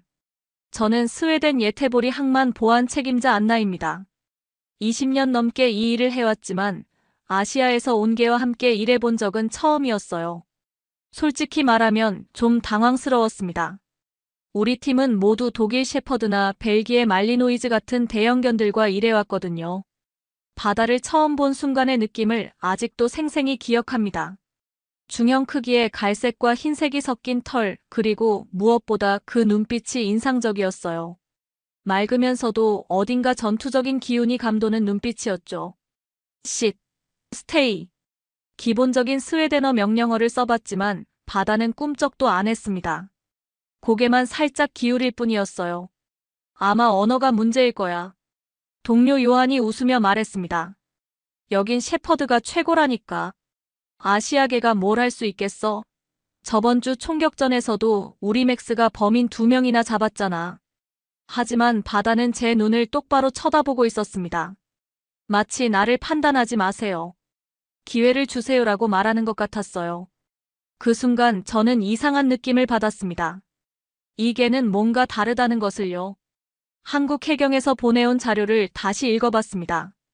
진돗개는 한국의 천연기념물이며 충성심과 지능이 뛰어나다고 되어 있었어요. 그리고 특이한 점이 하나 있었습니다. 실전 경험 부산항 마약 밀수 조직 소탕 작전 참여, 범인 검거 15건, 총격전 생존 경험 다수. 이게 진짜 전투를 해봤구나. 그날 저녁 바다는 제 사무실 한 구석에서 조용히 웅크리고 있었습니다. 새로운 환경에 적응하려고 노력하는 모습이 어딘가 애처로워 보였어요. 저는 바다에게 다가가 손을 내밀었고 바다는 조심스럽게 제 손을 킁킁 냄새 맡았습니다. 그리고는 천천히 꼬리를 흔들었어요. 하지만 그 눈빛에는 분명한 메시지가 담겨 있었습니다. 언제든 싸울 준비가 되어 있다는 전사의 눈빛이었어요. 그것이 우리 파트너십의 시작이었습니다. 이틀 후 바다와의 첫 순찰이 시작됐습니다. 예테보리 항만은 북유럽에서 가장 큰 항만 중 하나예요. 수천 개의 컨테이너가 매일 들어오고 나가죠. 마약, 무기, 밀수품. 온갖 불법적인 것들이 숨어 들어올 수 있는 곳이기도 합니다. 자, 바다야. 오늘이 내 첫 시험이다. 바다는 제 옆에서 차분하게 걸었습니다. 다른 개들처럼 흥분하거나 산만하지 않았어요. 마치 모든 것을 관찰하고 분석하는 것 같았죠. A구역 컨테이너 야드를 돌던 중이었습니다. 바다가 갑자기 멈춰 섰어요. 코를 킁킁거리더니 특정 컨테이너 앞에서 앉았습니다. 그런데 이상한 점이 있었어요. 바다의 털이 곤두서고 으르렁거리기 시작한 거예요. 여기? 정말? 저는 의아했습니다. 그 컨테이너는 이미 1차 검사를 통과한 것이었거든요. 하지만 바다는 확신에 찬 표정으로 제 눈을 똑바로 쳐다봤습니다. 검색팀을 불렀습니다. 엑스레이 스캔 결과는 정상이었어요. 하지만 바다는 여전히 그 자리에서 움직이지 않으면서 계속 경계 자세를 취하고 있었습니다. 혹시 모르니까 직접 열어보자. 컨테이너 문이 열렸을 때 우리는 모두 깜짝 놀랐습니다. 젠장. 들켰어. 컨테이너 안에 숨어있던 무장한 남성 3명이 갑자기 뛰쳐나왔어요. 손에는 권총이 들려 있었습니다. 쏴버려. 총격전이 시작됐습니다. 우리는 급히 컨테이너 뒤로 몸을 숨겼어요. 팡! 팡! 팡! 총알이 금속 컨테이너에 부딪히며 불꽃을 튀겼습니다. 그런데 그때 바다가 움직였어요. 바다야, 위험해. 하지만 바다는 이미 달리고 있었습니다. 컨테이너 사이를 누비며 범인들의 측면으로 돌아가는 거예요. 마치 훈련받은 특수부대원처럼 말이죠. 첫 번째 범인이 바다를 향해 총을 겨누는 순간 바다가 뒤에서 덮쳤습니다. 아! 권총이 바닥에 떨어지고 범인이 넘어졌어요. 두 번째 범인이 바다를 향해 총을 쏘려는 순간 저희 특수팀이 측면에서 기습했습니다. 경찰이다. 무기를 버려. 팡팡팡. 치열한 총격전이 이어졌습니다. 하지만 바다의 정확한 위치 파악 덕분에 우리가 유리한 위치를 선점할 수 있었어요. 마지막 범인이 도주를 시도했습니다. 컨테이너 미로 속으로 사라지는 거예요. 하지만 바다는 이미 그의 냄새를 기억하고 있었습니다. 바다야, 추적. 바다가 달렸습니다. 컨테이너 사이, 크레인 및 트럭 뒤. 복잡한 미로를 정확히 추적해 나갔어요. 거기 있다. 범인은 결국 막다른 곳에 몰렸습니다. 총 한 발도 쏘지 못하고 체포됐어요. 컨테이너에서는 총 30kg의 코카인과 함께 AK-47 자동소총 5정이 발견됐습니다. 시가로 계산하면 약 300만 유로, 우리 돈으로 40억 원이 넘는 금액이었어요. 이게 진짜 대단한데? 요한이 놀란 표정으로 바다를 쳐다봤습니다. 바다는 조용히 꼬리를 흔들며 제 손을 핥았어요. 하지만 그 눈빛에는 여전히 전투의 긴장감이 남아 있었습니다. 그날 저녁 저는 바다에게 말했습니다. 바다야, 너는 정말 전사구나. 우리가 완전히 무시했던 거야. 바다는 조용히 제 옆에 앉아 있었지만 언제든 다시 싸울 준비가 되어 있다는 걸 알 수 있었어요. 바다와 함께한 첫 전투 승리 이후 저는 문득 제 자신의 과거를 떠올리게 됐습니다. 25년 전 스톡홀름 경찰대학을 졸업하던 날의 저를 말이에요. 그때의 저는 꿈으로 가득했습니다. 정의를 실현하고 사회를 지키는 경찰관이 되겠다는 원대한 포부를 품고 있었죠. 하지만 현실은 달랐습니다.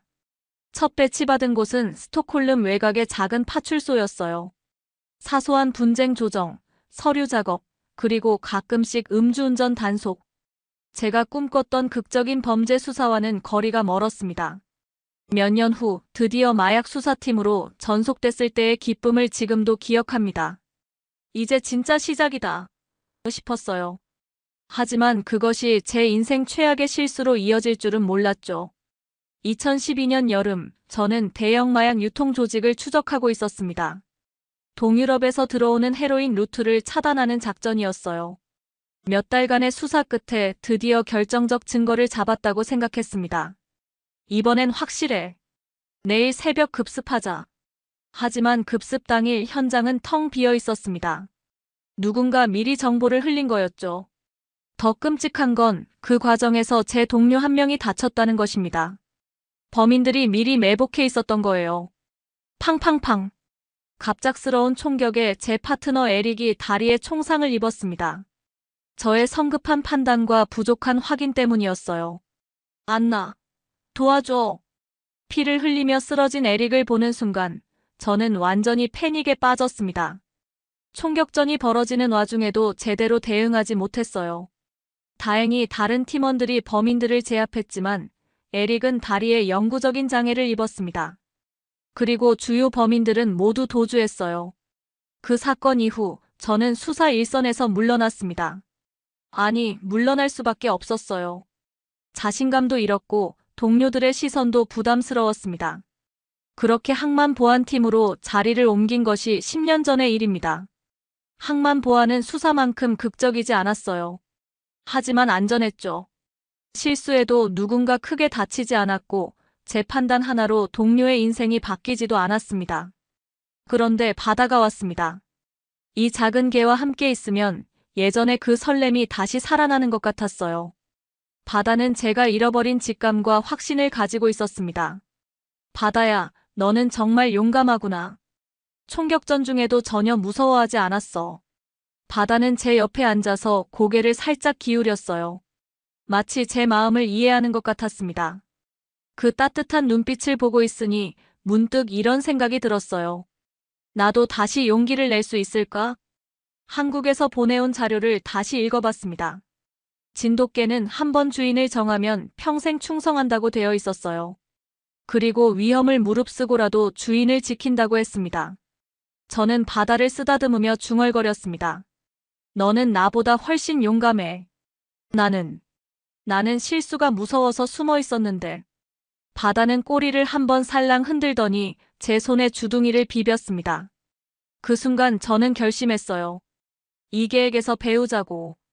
두려움 때문에 주저하지 말고 다시 한번 최선을 다해보자고. 물론 쉽지 않을 것이라는 걸 알았습니다. 10년 넘게 안전지대에 있었던 제가 다시 적극적으로 나선다는 것은 큰 변화였거든요. 하지만 바다가 옆에 있다면, 그리고 이계가 보여준 그 확신을 조금이라도 배울 수 있다면 해볼 만하다는 생각이 들었습니다. 바다와의 두 번째 주가 시작됐습니다. 월요일 아침 야간 근무조에서 긴급 상황이 보고됐어요. 야간 작업 중 인부 한 명이 사라졌습니다. 이름은 올로프 안데르손, 50대 남성이에요. 그런데 이상한 점이 있습니다. 뭐가 이상해? 같이 일하던 동료들 말로는 누군가 올로프를 데려갔다는 거예요. 검은 차 2대가 나타났다고 합니다. 예테보리 항만은 밤이 되면 완전히 다른 공간이 됩니다. 수천 개의 컨테이너들이 거대한 미로를 만들어내죠.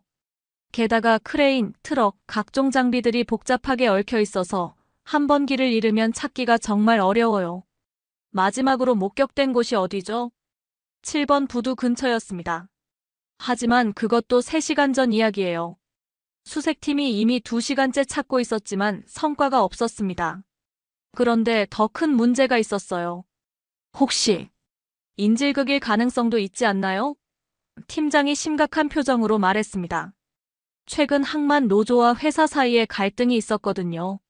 그때 무전기에서 급박한 목소리가 들려왔습니다. 본부. 7번 부두에서 총성이 들렸습니다. 반복합니다. 총성 확인. 바다야, 이번엔 정말 위험할 것 같아. 하지만 바다는 다른 생각인 것 같았어요. 올로프의 안전모를 맡기자마자 긴장한 모습을 보였습니다. 털이 곤두서고 으르렁거리기 시작했어요. 뭔가 냄새를 맡는 것 같은데. 위험한 냄새인가 봐. 바다는 갑자기 특정 방향으로 달리기 시작했습니다. 7번 부두와는 완전히 반대 방향이었어요. 잠깐, 바다야. 총성은 저쪽에서 났는데. 하지만 바다는 멈추지 않았습니다. 컨테이너 사이의 좁은 통로를 지나고 철제 계단을 올라가고 때로는 우리가 생각지도 못한 방향으로 돌아갔습니다. 정말 이쪽이 맞나? 동행한 구조대원이 의심스러워했어요. 그때 또다시 총성이 들렸습니다. 팡팡팡. 이번에는 우리가 있는 방향에서였어요. 조심해. 무장한 범인들이 있을 수 있어. 우리는 권총을 뽑고 경계 태세를 취했습니다. 바다는 계속해서 앞장서서 길을 인도했어요. 30분 정도 지났을까요? 바다가 갑자기 속도를 높였습니다. 그리고는 거대한 크레인 및 어두운 컨테이너에서 멈춰 섰어요. 여기다. 컨테이너 문을 열자마자 충격적인 광경이 펼쳐졌습니다. 올로프가 의자에 묶여 있었고 무장한 남성 2명이 그를 감시하고 있었어요. 경찰이다. 무기를 버려. 젠장. 어떻게 찾아냈지? 범인들이 총을 뽑았습니다. 팡팡팡. 치열한 총격전이 벌어졌습니다.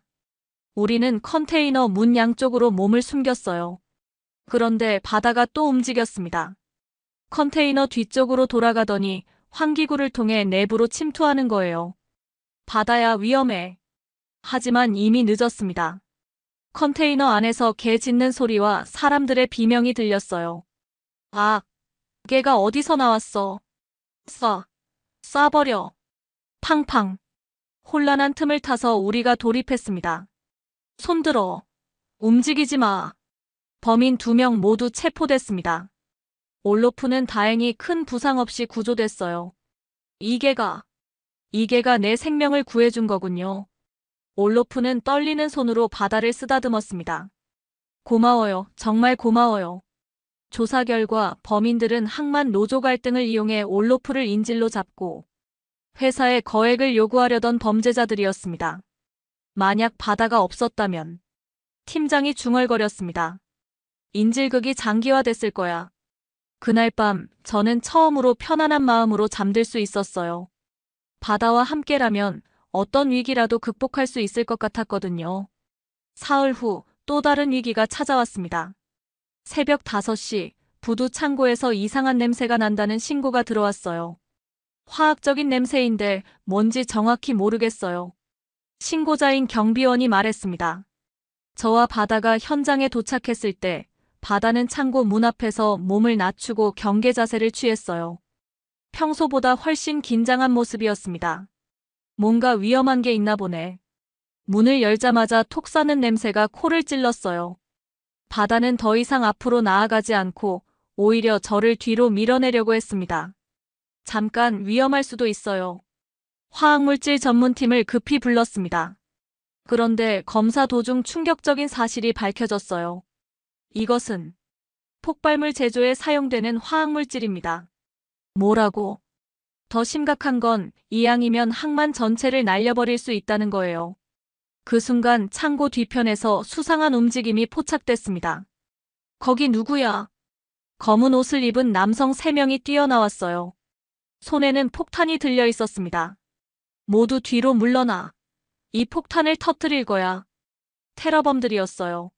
이들은 항만을 폭파해서 스웨덴 경제에 타격을 주려던 극단주의자들이었습니다. 경찰이다.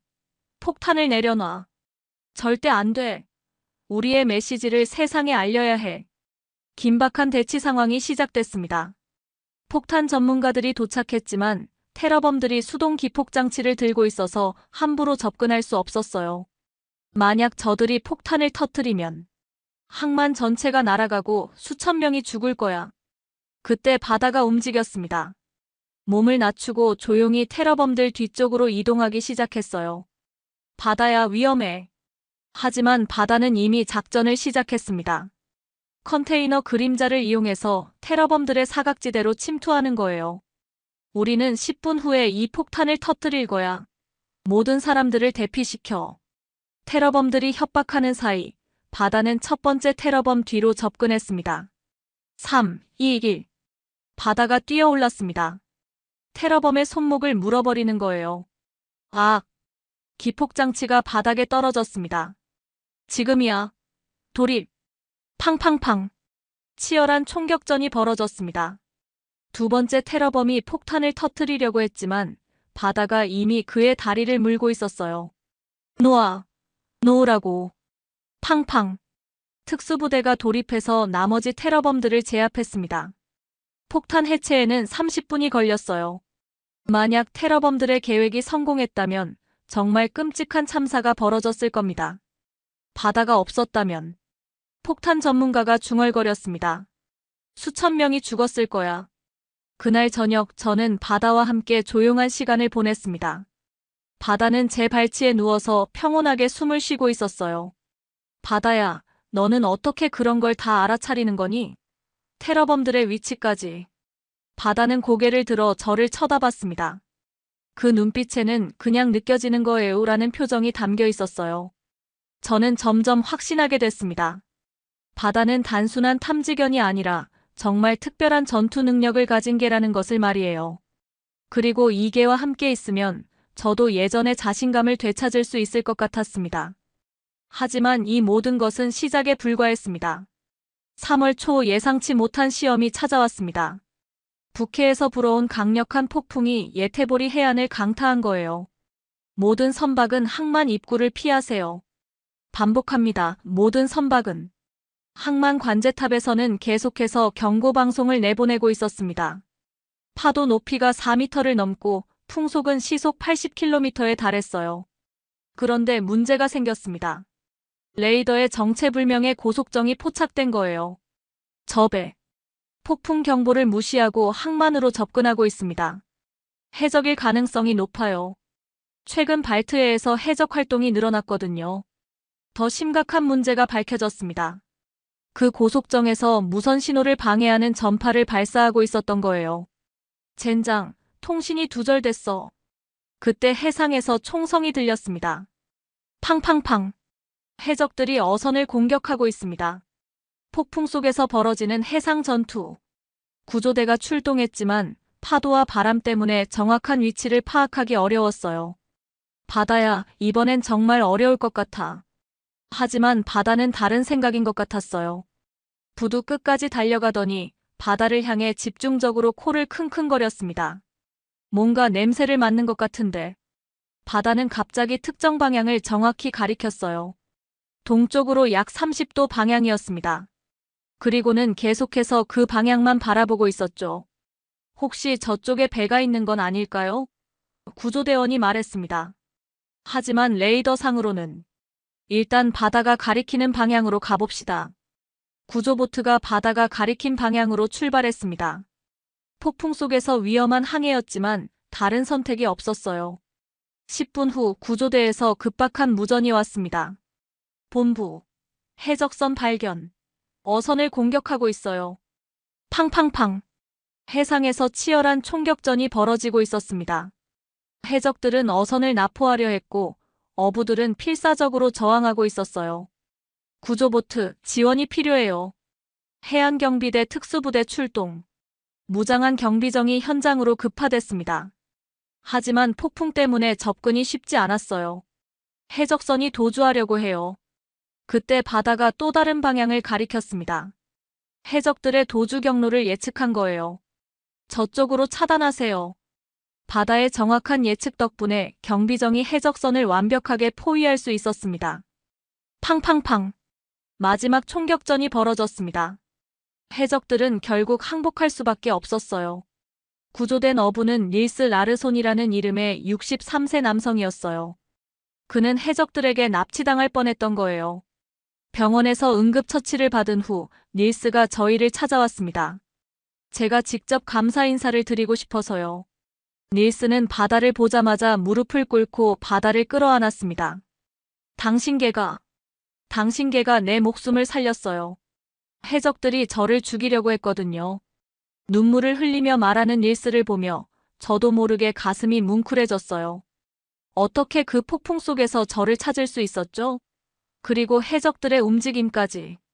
저는 바다를 쓰다듬으며 답했습니다. 이 개는 특별해요. 단순한 냄새를 넘어서 전투 본능이 있는 것 같아요. 그날 저녁 지역 언론에서 이 소식을 다뤘습니다. 한국에서 온 진돗개, 폭풍 속 해상 전투의 영웅이라는 제목이었어요. 동료들은 모두 바다를 영웅 취급했지만 바다는 여전히 겸손했어요. 평소처럼 제 옆에 조용히 앉아서 마치 당연한 일을 했을 뿐이라는 표정을 하고 있었죠. 저는 바다에게 속삭였습니다.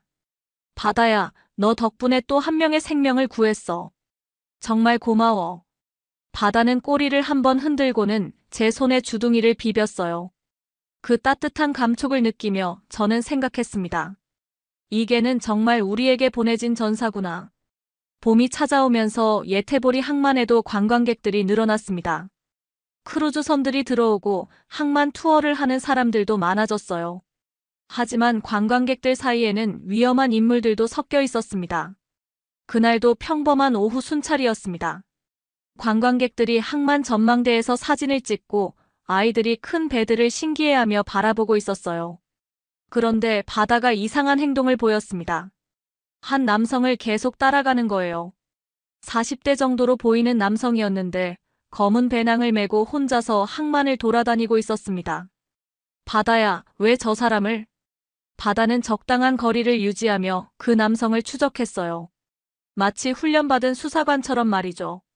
너무 가깝지도 너무 멀지도 않게. 저는 바다를 따라가며 그 남성을 관찰했습니다. 겉보기에는 평범한 관광객 같았어요. 하지만 뭔가 어색한 점이 있었습니다. 다른 관광객들과 달리 사진을 찍지 않았고 특정 지역만 계속 돌아다니고 있었거든요. 뭔가 수상해. 저는 본부의 상황을 보고했습니다. 의심스러운 인물이 있어요. 바다가 계속 경계하고 있고요. 신원 확인해 보세요. 하지만 그 남성은 아무 문제 없어 보였어요. 여권도 정상이고 관광비자로 입국한 독일인이었습니다. 그런데 바다는 포기하지 않았어요. 계속해서 그 남성을 주시하고 있었습니다. 그리고 마침내 결정적인 순간이 왔어요. 그 남성이 배낭에서 뭔가를 꺼내는 걸 봤습니다. 종이 뭉치였는데 자세히 보니 항만 설계도 같아 보였어요. 그리고 휴대폰으로 누군가와 통화를 시작했습니다. 계획대로 진행해. 오늘 밤 12시에 시구역에서 만나자. 잠깐 적어. 즉시 경찰에 신고했습니다. 하지만 그때 그 남성이 우리를 발견했어요. 젠장. 들켰어. 갑자기 달리기 시작했습니다. 그런데 더 놀라운 일이 벌어졌어요. 항만 곳곳에서 무장한 남성들이 나타나기 시작한 거예요. 팡팡팡. 총격전이 시작됐습니다. 이들은 단순한 정보 브로커가 아니었어요. 대규모 국제범죄 조직이었습니다. 모든 단위, 지원 요청, 무장한 범죄 조직과 교전 중. 우지, 우지, 우지. 자동 소총 소리가 항만 전체를 뒤흔들었습니다. 관광객들은 비명을 지르며 도망쳤어요. 바다는 이미 작전에 돌입했습니다. 컨테이너 사이를 누비며 범인들의 위치를 파악하는 거예요. 3시 방향 컨테이너 뒤에 저격수. 바다의 정확한 정보 덕분에 우리 특수팀이 유리한 위치를 선점할 수 있었어요. 9시 방향에도 적이 있어. 팡팡팡. 치열한 시가전이 벌어졌습니다. 범죄 조직은 생각보다 훨씬 조직적이고 무장이 잘 되어 있었어요. 이놈들 대체 정체가 뭐야? 그때 폭발음이 들렸습니다. 쾅! 범인들이 수류탄을 사용하기 시작한 거예요. 상황이 점점 심각해졌습니다. 하지만 바다는 포기하지 않았습니다. 연기와 혼란 속에서도 정확하게 적의 위치를 추적했어요. 본부장, 적의 지휘부를 발견했습니다. 바다가 가리킨 방향으로 특수부대가 돌입했습니다. 팡팡팡. 마지막 총격전이 벌어졌습니다. 적의 지휘관이 체포되자 나머지 조직원들도 하나둘 항복하기 시작했어요.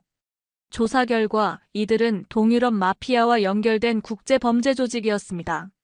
스웨덴 항만을 거점으로 유럽 전역에 마약과 무기를 유통하려던 거였어요.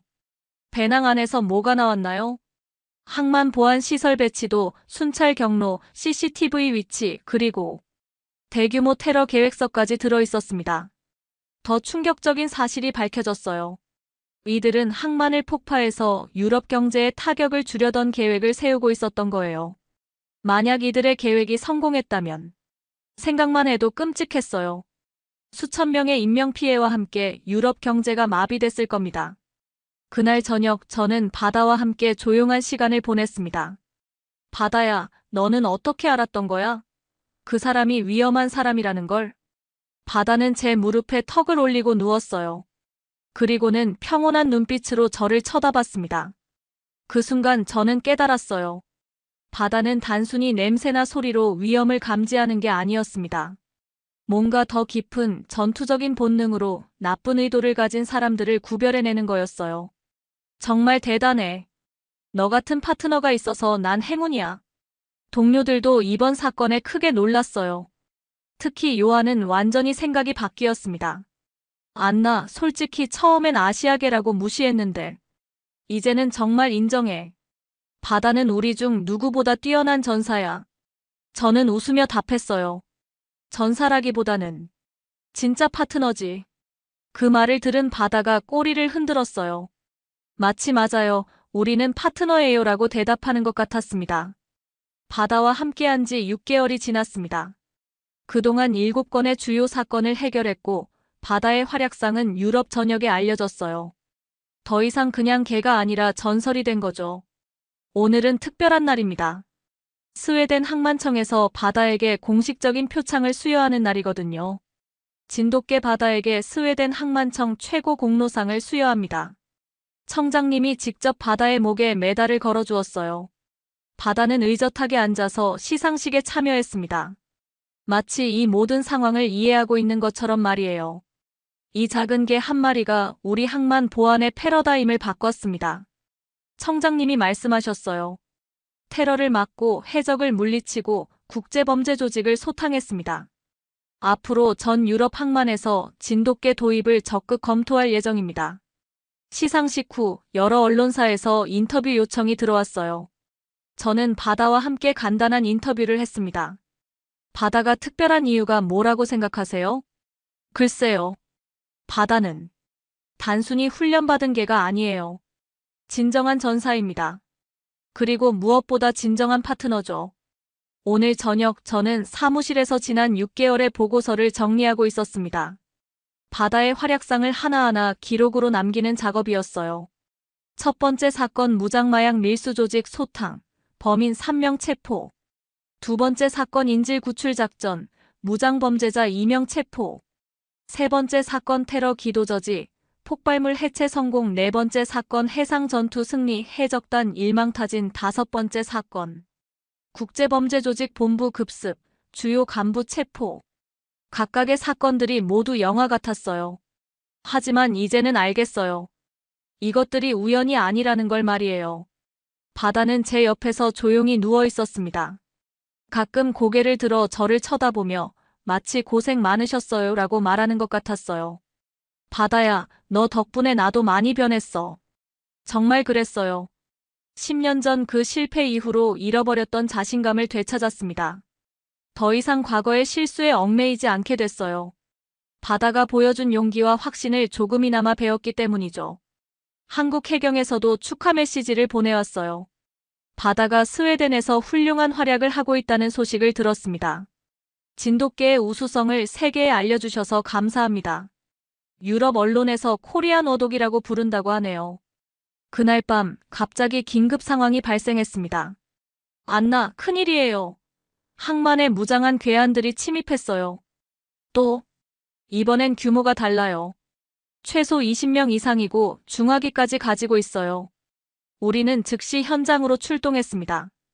바다도 긴장한 모습으로 함께 뛰었어요. 현장에 도착하자 총격전이 한창이었습니다. 팡팡팡, 우지지지, 기관총 소리까지 들렸어요. 이번 적들은 지금까지와는 완전히 다른 수준이었습니다. 바다야, 이번이 진짜 마지막 전투가 될 것 같아. 바다는 제 눈을 똑바로 쳐다봤습니다. 그 눈빛에는 끝까지 함께 싸우겠다는 의지가 담겨 있었어요. 좋아, 함께 가자. 우리는 마지막 전투에 돌입했습니다. 바다는 어둠 속에서 적들의 위치를 정확히 파악했고, 저는 그 정보를 바탕으로 작전을 지휘했어요. 팡팡팡, 쾅, 쾅. 수류탄이 터지고 총성이 울려 퍼졌습니다. 하지만 우리는 포기하지 않았어요. 2시간의 치열한 전투 끝에 마침내 승리했습니다. 적들은 모두 체포되거나 도주했어요. 밤이 깊어갔습니다. 저와 바다는 마지막 순찰을 위해 항만으로 나갔어요. 고요한 밤바다 위로 별들이 반짝이고 있었습니다. 바다야, 처음 너를 봤을 때는 이런 날이 올 줄 몰랐어. 바다는 제 옆에서 차분하게 걸으며 가끔 주변을 경계했어요. 여전히 임무에 충실한 모습이었습니다. 너는 정말 특별한 개야. 아니, 특별한 전사지. 항만 끝에서 우리는 잠시 멈춰 섰습니다. 저는 바다를 쓰다듬으며 생각했어요. 이 작은 개가 제 인생을 어떻게 바꿔놓았는지를 말이에요. 진돗개는 말이 없습니다. 화려한 액션도 과장된 표현도 하지 않아요. 대신 반드시 필요한 순간에 움직입니다. 조용하지만 확실하게, 신중하지만 용감하게. 그리고 그런 바다와 함께 있으면서 저도 그런 사람이 되고 싶다는 생각을 하게 됐어요. 말보다는 행동으로, 과시보다는 실력으로, 그리고 무엇보다 진정한 파트너십으로. 앞으로도 잘 부탁해, 바다야. 바다는 꼬리를 한번 흔들더니 다시 앞을 향해 걸음을 옮겼습니다. 내일도 우리에게는 새로운 전투가 기다리고 있을 테니까요. 스웨덴 예테보리 항만의 밤은 평화롭습니다. 그리고 그 평화를 지키는 작은 전사가 있다는 것을 저는 매일 밤 새삼 깨닫고 있습니다. 지금까지 스웨덴 항만의 진돗개 이야기였습니다. 끝까지 시청해주신 모든 분들께 진심으로 감사드려요. 혹시 이 영상이 재미있으셨다면 좋아요로 응원해주시고 더 많은 분들이 볼 수 있도록 구독 버튼도 눌러주세요.